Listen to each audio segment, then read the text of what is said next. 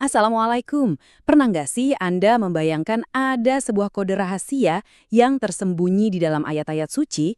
Nah, kali ini kita akan membahas sebuah klaim numerik yang, wah, luar biasa sekali, yang konon ditemukan di jantungnya Al-Quran, yaitu surah Yasin.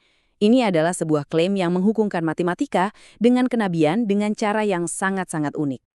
Jadi, pertanyaan utamanya adalah ini. Mungkinkah ada pesan matematis yang sengaja diletakkan di dalam Al-Quran yang menjadi bukti tambahan akan kebenaran kenabian Rasulullah Muhammad SAW? Oke, kita akan fokus ke surah Yasin. Dalam tradisi Islam, surah ini kan sering banget disebut sebagai Qalbul Quran atau jantungnya Al-Quran karena begitu kuat pesannya. Dan ternyata, di dalam jantung inilah kita menemukan satu ayat kunci yang menjadi pusat dari semua pembahasan kita kali ini.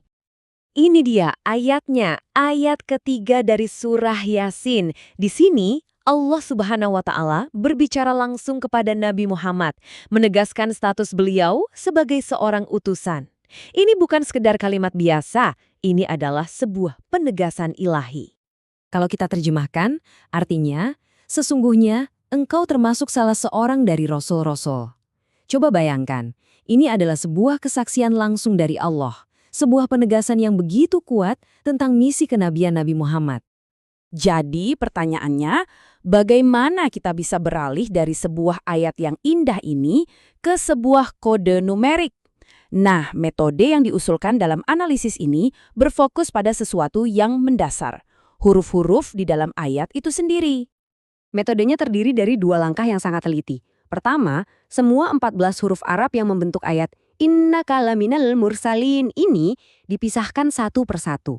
Kemudian langkah kedua, dan ini butuh ketelitian yang luar biasa, adalah menghitung berapa kali setiap huruf dari 14 huruf tadi muncul di seluruh surah Yasin, dari awal sampai akhir surah. Lalu, apa yang ditemukan dari perhitungan yang begitu detail ini? Nah, disinilah penyelidikannya menjadi sangat menarik. Slide ini kasih kita gambaran datanya. Setiap huruf dari ayat kunci tadi dihitung frekuensinya di seluruh surah. Contohnya nih, huruf alif ternyata muncul 482 kali. Huruf nun muncul 302 kali. Ini cuma sebagian contoh ya, tapi analisis ini menjumlahkan frekuensi dari semua 14 huruf tersebut. Dan ini dia momen kuncinya. Setelah semua frekuensi huruf dari ayat itu dijumlahkan satu persatu, berapakah angka total yang muncul? Jumlah totalnya, gabungan frekuensi dari ke-14 huruf itu di seluruh surah Yasin adalah sebuah angka yang presisi, yaitu 3969. Oke, sekilas angka 3969 ini mungkin kelihatannya biasa aja ya, kayak angka lainnya. Tapi menurut sumbernya, angka ini sama sekali bukan kebetulan. Angka ini justru memegang sebuah kunci yang punya hubungan mendalam dengan kehidupan Nabi Muhammad SAW. Dan disinilah kita sampai pada inti dari pencerahan analisis numerik ini, yaitu kode angka 63.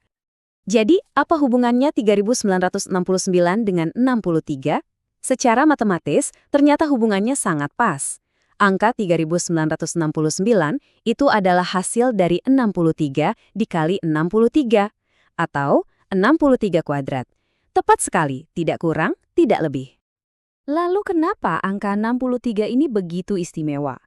Karena dalam sirah Nabawiyah yang kita semua tahu, Nabi Muhammad SAW wafat pada usia 63 tahun.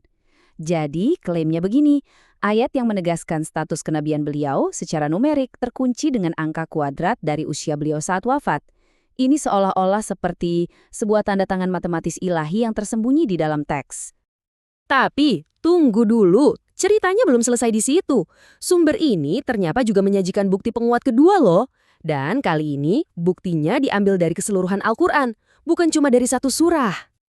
Nah, analisis kedua ini cakupannya lebih luas. Metodenya beda, bukan lagi menghitung huruf, tapi mencari kemunculan terakhir dari kata kunci di ayat tadi, yaitu Al-Mursalin, yang artinya para rasul, di seluruh Al-Quran. Dan disinilah letak keajaibannya. Kemunculan terakhir kata Al-Mursalin di dalam Al-Quran ternyata ada pada sebuah ayat yang kalau semua ayat di Al-Quran kita hitung berurutan dari awal sampai akhir, maka ayat itu jatuh pada urutan nomor 3969. Jadi coba kita renungkan sejenak.